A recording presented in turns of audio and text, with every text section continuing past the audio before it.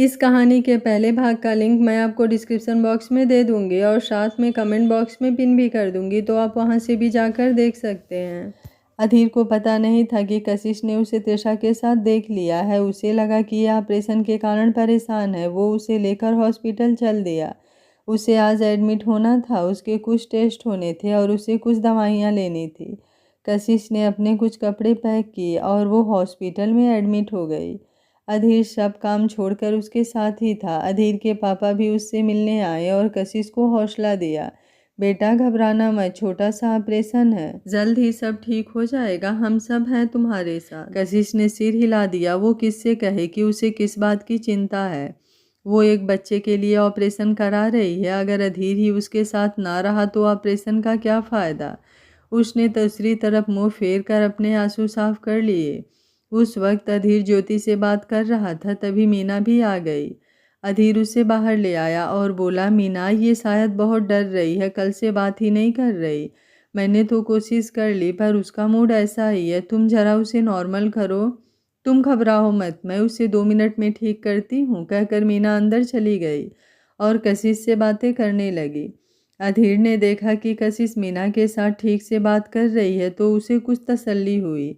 Bright hotel. Trisha को जब अंजलि ने कशिश के अधीर के साथ नज़दीकियों के बारे में बताया तो उसने एक डिटेक्टिव को कशिश का पता लगाने को कहा था।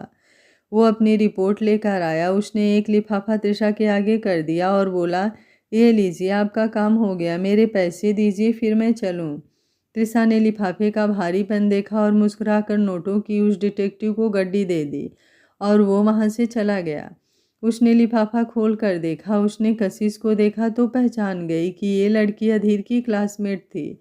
अधीर और कशिश के साथ में कई फोटोज थी। उन्हें देखकर त्रिशा जली जा रही थी। उस वक्त तो उस पर बिजली ही गिर गई जब उसने दोनों की शादी की फ़ोटो देखी। उसने उसी वक्त डिटेक्टिव को फ़ोन किया। हेलो, हाँ जी मैडम, अब क्या हुआ? त्रिशा गुस्से से बोली, ये फ़ोटोज़ तुमने कहाँ से ली है, खासकर ये शादी वाली फ़ोटो?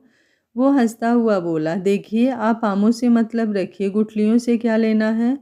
तुमसे जो पूछा है वो बताओ। त्रिशा गुस्से से गरजी। असल में हमने उनके वेडिंग प्लानर का पता लगाया और बस काम हो गया। उसकी बात सुनकर त्रिशा तो मानो जलकर राख हो गई। वो बोली, तुम एक काम और करो, इस लड़की के पीछे रहो और मुझे इसकी पल पल की खबर दो। डिटेक्टिव बोला, मैडम आपको फीस का पता ही है, प्रेजेंट की खबर के दुगने पैसे लगेंगे, रिस्क ज़्यादा होता है ना। त्रिशा का गुस्सा सिर चढ़ गया था। वो बोली, तुमने जितने पैसे मांगे उतने मिले ना, तो अब तुम ऐसा क्यों बोल रहे हो। पैसे की कोई कमी नहीं है, जितने मांगोगे उतने मिलेंगे। मुझे जल्दी खबर दो, इस वक्त वो कहाँ है, कहकर उसने फ़ोन बंद कर दिया। वो सोचने लगी कि अधीर उसका है और वो किसी का नहीं हो सकता। वो सोचते हुए सोफे पर गिर गई। उसे वो वक्त याद आया जब वो अधीर से पहली बार मिली। उस वक्त उसकी फैमिली अमेरिका से यहाँ आई थी। उसके दादाजी अधीर के दादाजी के दोस्त थे, इसलिए उसके पापा ने उनकी सलाह लेने उनके घर आए। फिर इन्होंने उनके पड़ोस में घर ले लिया और ये अधीर के कॉलेज में ही एडमिशन ले लिया। उसके पापा ने यहाँ बिजनेस खड़ा कर दिया। त्रिशा घर में इकलौती संतान होने के कारण बहुत सिर चढ़ी थी। उसके मम्मी पापा उसकी हर ख्वाहिश पूरा करते थे। अधीर की मम्मी नहीं थी तो वो अपने शिफ्ट से खाना बनवा कर अधीर को देती और कहती कि मम्मी ने भेजा है। अधीर उसकी हर बात मानता था। वो सोचती थी कि ये मुझे प्यार करता है। वो जब से इसे मिली तब से इसे चाहती थी। साल पहले उसने अपने मम्मी पापा से कहा था कि वो अधीर से शादी करना चाहती है, तो उन्होंने दादाजी से बात की थी। दादाजी को त्रिशा पसंद नहीं थी, इसलिए उन्होंने ये कहकर बात टाल दी कि अभी अधीर छोटा है। लेकिन इसके पापा ने उसे बताया था कि दादाजी तैयार हैं। वो बहुत खुश थी कि इसकी शादी अधीर से होगी। फिर अचानक उसके मम्मी पापा की कार एक्सीडेंट में मौत हो गई। त्रिशा का सब उजड़ गया। वो डिप्रेशन में चली गई। तब अधीर ने उसे अमेरिका में उसके अंकल के पास भेज दिया, जहाँ इसका इलाज चल रहा था। ये अब वापस आई है और अब ये जान कर कि अधीर ने शादी कर ली है, इसका दिमाग घूम गया है। तभी उसका फ़ोन बजा। उसने डिटेक्टिव का नंबर देखकर फ़ोन उठाया और बोली, हाँ क्या खबर है। वो इस वक्त हॉस्पिटल में है और अधीर भी वहीं पर है। शायद कोई बच्चे का मामला होगा, वो गायनी वार्ड में एडमिट है, डिटेक्टिव बोला। क्या? अच्छा ठीक है, अधीर से बचकर रहना, मुझे खबर देते रहना, कहकर तृषा ने फ़ोन बंद कर दिया। वो बच्चे के बारे में सुनकर और भी गुस्सा हो गई। उसने उसी वक्त अधीर को फ़ोन किया। अधीर कशिश के पास खड़ा था। उसने फ़ोन नहीं उठाया।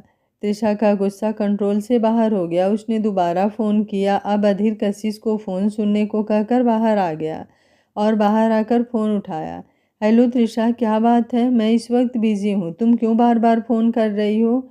अधीर, मम्मा मैं नहा के निकली कि मम्मा मेरा पैर स्लिप कर गया है, मेरे स्पाइन पर चोट लगी है, डिस्क हिल गई है, शायद उठा भी नहीं जा रहा।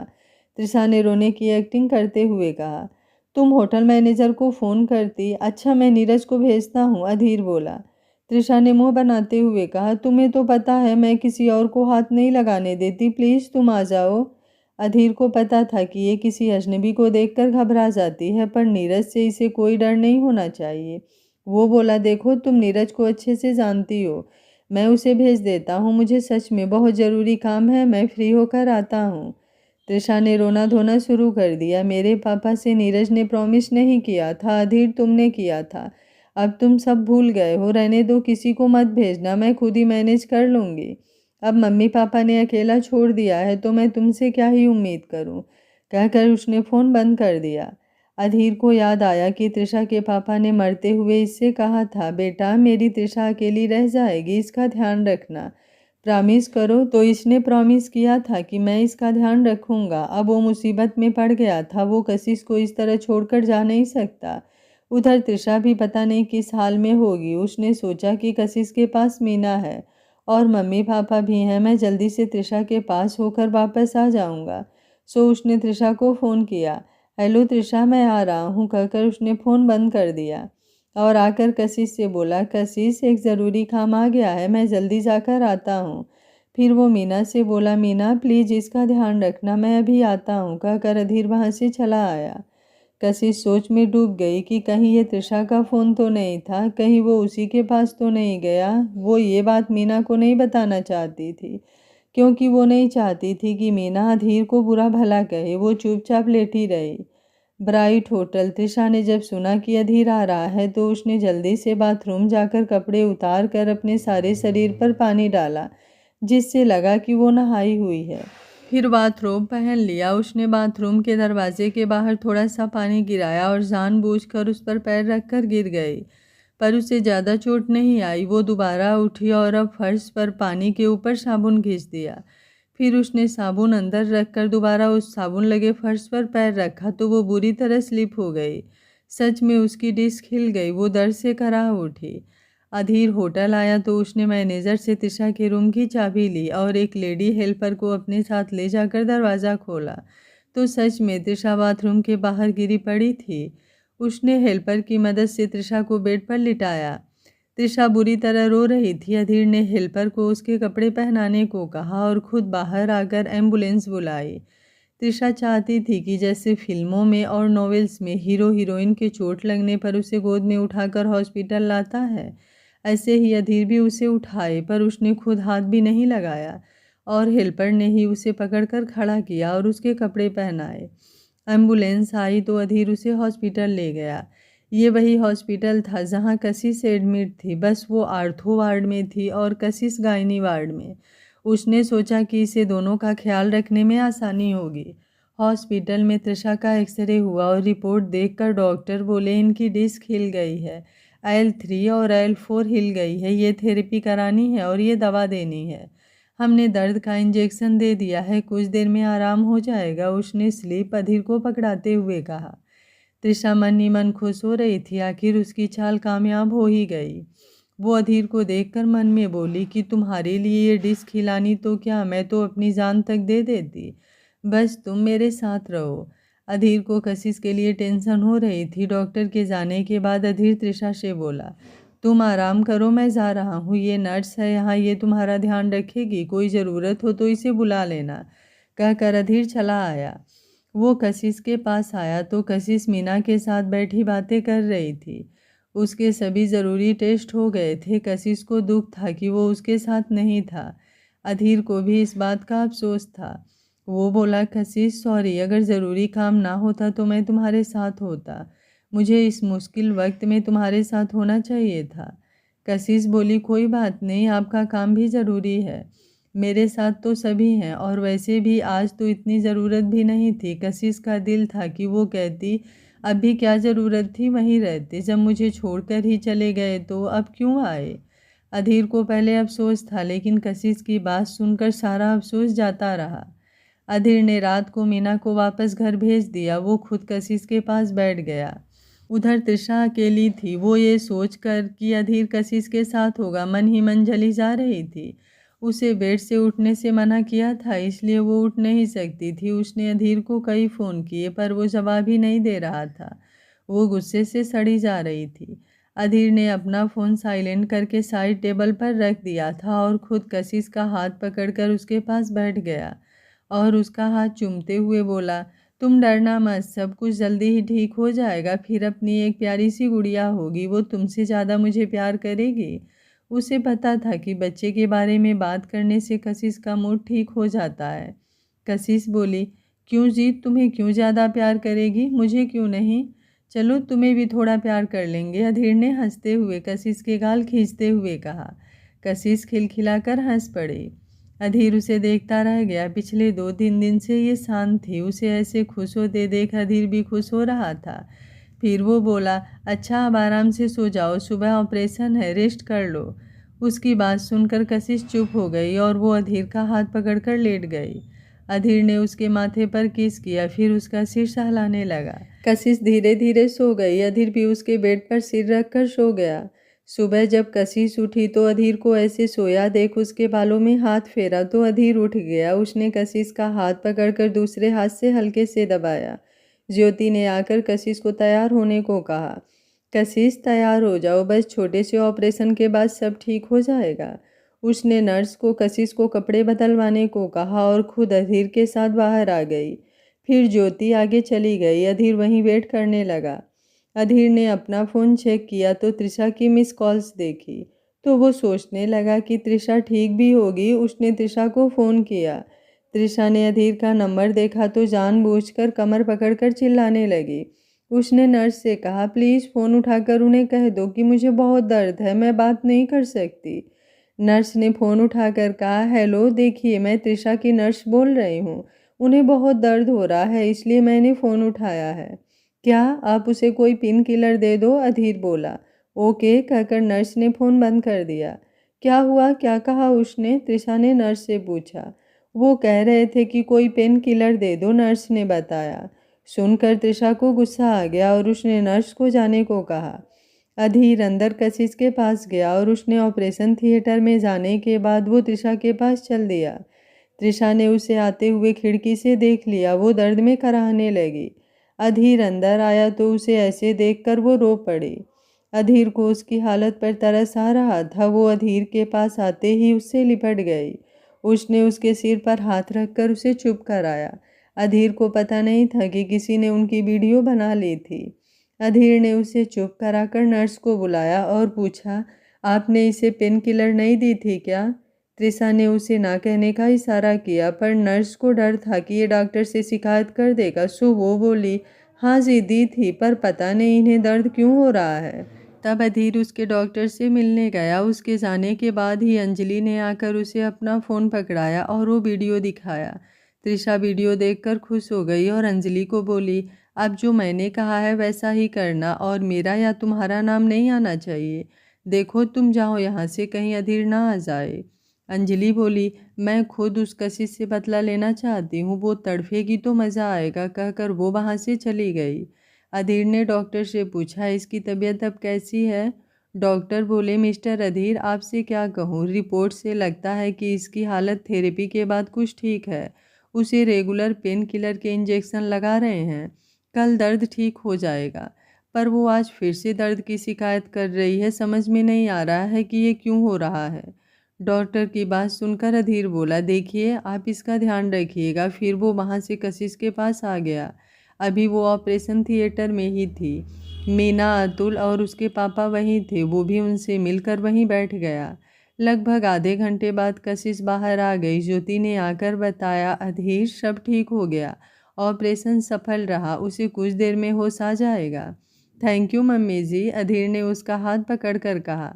ज्योति को खुशी हुई कि अधीर ने उसे मम्मी तो माना। वो बोली, नहीं बेटा, मम्मी भी कहते हो और थैंक यू भी कहते हो, भला कोई अपनी मम्मी को भी थैंक यू कहता है? ओके, आगे से नहीं कहूँगा मम्मी, अधीर मुस्कुरा कर बोला। वो कशिश को वार्ड में ले आए। कुछ देर बाद उसे होश आ गया। उसने अपने आसपास देखा। सबको देखकर उसे लगा कि वो अकेली नहीं है, सभी उसके अपने हैं और उसकी खुशी की उम्मीद करते हैं। उसने अधीर की तरफ देखा। वो मुस्कुराते हुए बोला, मम्मी कह रही थी कि सब ठीक है, कहकर उसने उसके हाथ को कसकर पकड़ लिया। कशिश भी मुस्कुरा दी।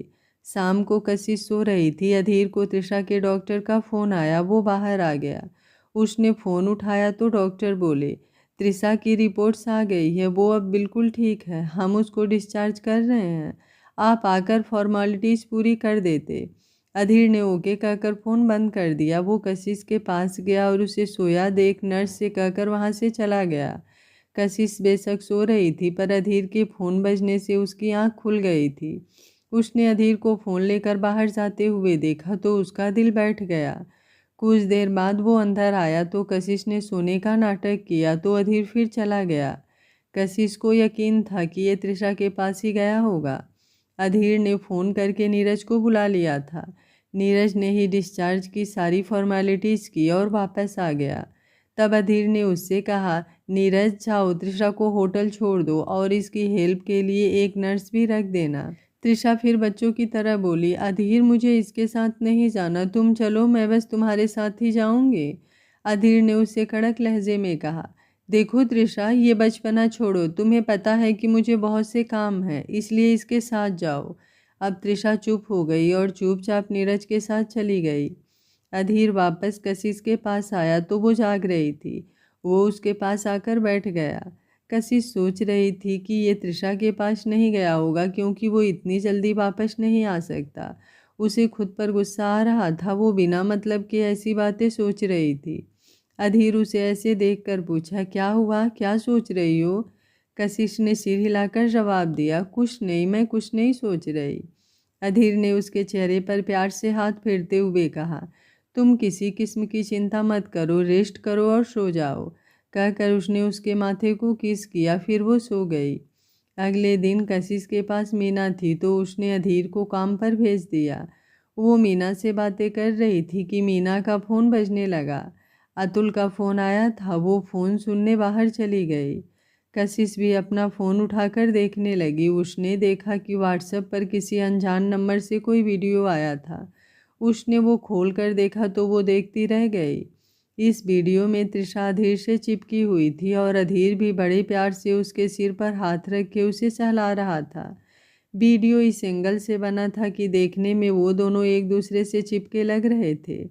तृषा का चेहरा दिख रहा था जबकि अधीर की कैमरे की तरफ पीठ थी। उसके भावों का पता लगाना मुश्किल था। ये देखकर कशिश के होश उड़ गए। वो देखकर हैरान रह गई कि ये वीडियो इसी हॉस्पिटल का था। इसका मतलब उसका शक सही था। अधीर तृषा के पास ही गया था और वापस भी आ गया था। उसे समझ नहीं आ रहा था कि वो क्या करे। वो कैसे भूल गई कि तृषा साल बाद आएगी, लेकिन अधीर ने तो कहा था कि उसका तृषा के कोई रिश्ता नहीं है। फिर ये सब क्या है? वो सोच रही थी कि मीना अंदर आ गई। उसने झट से अपना फ़ोन साइड में छुपा लिया। क्या बात है, क्या छुपा रही है? अधीर की फ़ोटो देख रही थी क्या? मीना ने उसे फ़ोन छुपाते देख लिया था। वो उसे छेड़ते हुए बोली, नहीं कुछ नहीं, बोर हो रही थी इसलिए फ़ोन देख रही थी। तू आई तो लगा कहीं नर्स है, वो फ़ोन नहीं देखने देती ना, इसलिए घबरा गई। तू मेरी छोड़, तू अपनी बता, क्या कहा भैया ने? कशिश बोली। मीना मुंह बनाकर बोली, कुछ खास नहीं, बस हाल चाल ही पूछ रहे थे, तुम्हारे बारे में भी पूछा, मैंने कहा सब ठीक है। शाम को अधीर हॉस्पिटल आ गया। उसके आने पर मीना चली गई। तब कशिश को मौका मिला। उसने सोच लिया था कि आज ही वो अधीर से पूछ ही लेगी। उसने अधीर से पूछा, अधीर तृषा आ गई है? सुनकर अधीर को झटका सा लगा कि इसे कैसे पता। वो बोला, हाँ कशिश, कुछ दिन पहले ही वो आई है। कशिश उसके चेहरे की तरफ देखकर बोली, तुमने मुझे बताया नहीं? तुम ऑपरेशन के कारण परेशान थी इसलिए नहीं बताया। मैंने सोचा कि तुम ठीक हो जाओगी तब बता दूंगा। अधीर ने सफाई दी। अच्छा अधीर, अब अगर तुम्हें ऐसा लगता है कि मुझसे शादी करके तुमने गलती कर दी तो मैं तुम्हें तलाक देने को तैयार हूँ। फिर तू आराम से त्रिशा से शादी कर लेना, कशिश बोली। अधीर ने उसका हाथ पकड़ कर कहा, ये कैसी बात कर रही हो? इस जन्म में तो क्या, मैं तुम्हें आने वाले हर जन्म में अपनी पत्नी बनाऊंगा। त्रिशा की बात कहाँ से आ गई? मैंने तुम्हें पहले भी बताया था कि वो सिर्फ मेरी पड़ोसन है।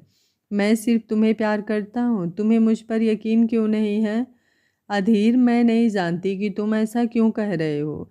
मैंने तुम्हें कहा था कि हम इस रिश्ते को आगे नहीं बढ़ाते। तुम्हें पता है कि तुम त्रिशा को चाहते हो, फिर मुझे क्यों अपनी ज़िंदगी में लाए? अब भी कुछ नहीं बिगड़ा है, मैं खुद तुम्हें तलाक देती हूँ, मैं दूर चली जाऊँगी, कभी तुम दोनों के बीच नहीं आऊँगी, कशिश रोते हुए बोली। अधीर को कुछ समझ में नहीं आ रहा था। वो कशिश को कंधों से पकड़कर बोला, कशिश तुम ये क्या कह रही हो? मैंने शुरू से बस तुमसे प्यार किया है और तुम्हें ही करूँगा। तुम्हें मैं कैसे समझाऊं कि उस त्रिशा के साथ मेरा ऐसा कोई रिश्ता नहीं है। अच्छा, अगर कोई रिश्ता नहीं है तो ये सब क्या है? तुम मुझसे काम का बहाना करके उससे मिलने जाते हो।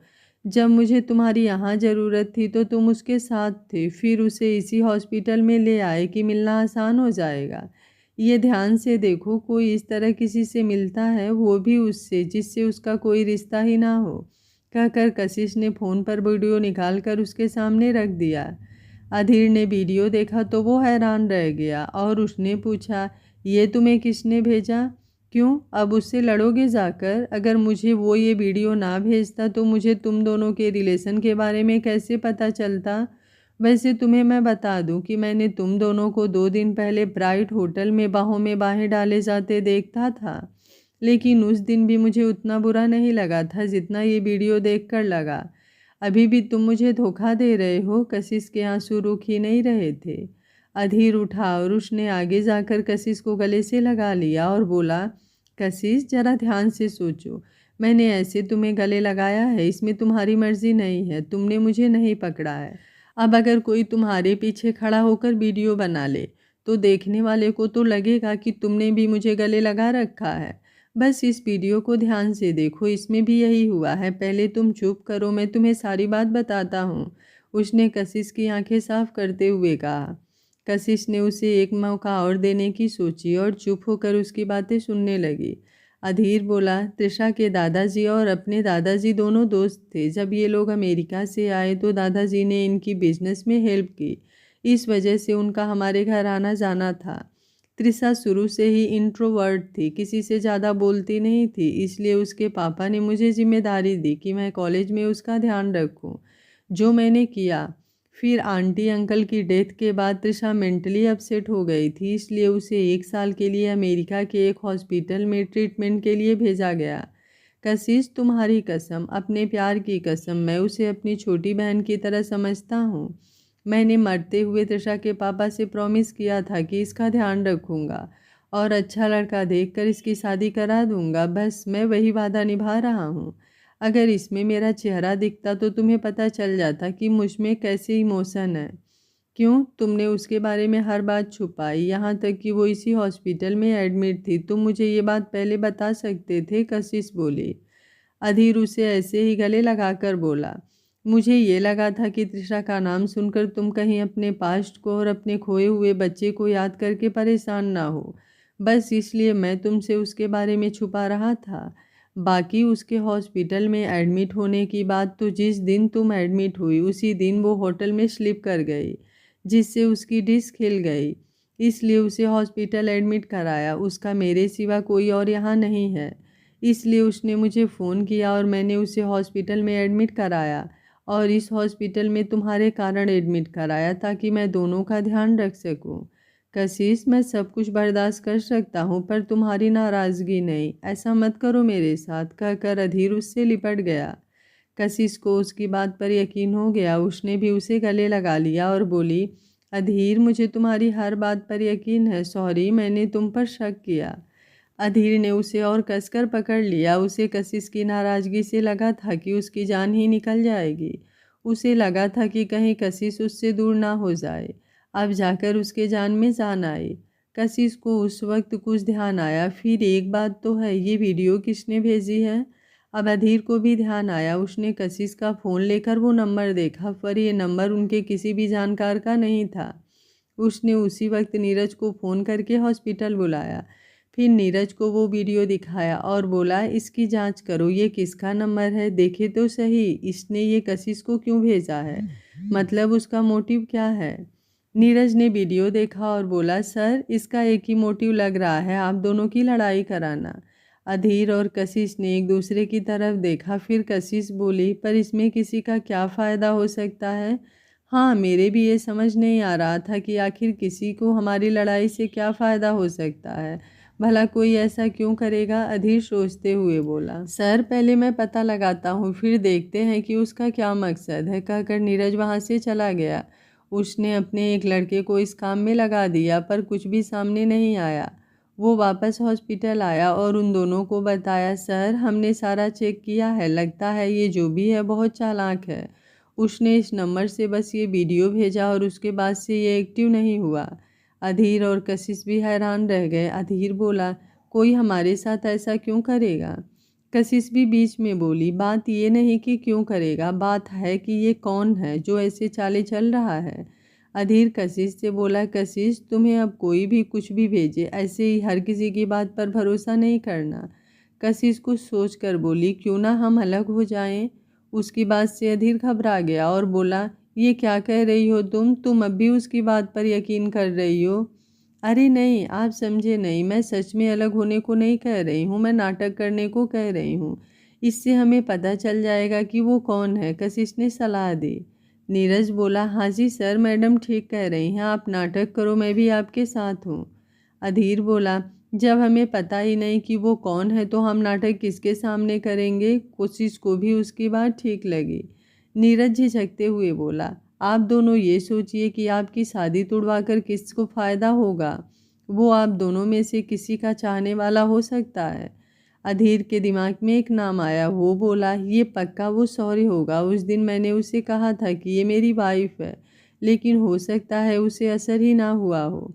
शौर्य का नाम सुनकर कशिश को गुस्सा आया। वो बोली, अधीर ये इतनी पुरानी बात है, उस दिन के बाद मैंने उसे कभी देखा ही नहीं, जैसे वो इस दुनिया में हो ही ना, और तुम उसका नाम ले रहे हो। मुझे तो ये तृषा का काम लग रहा है।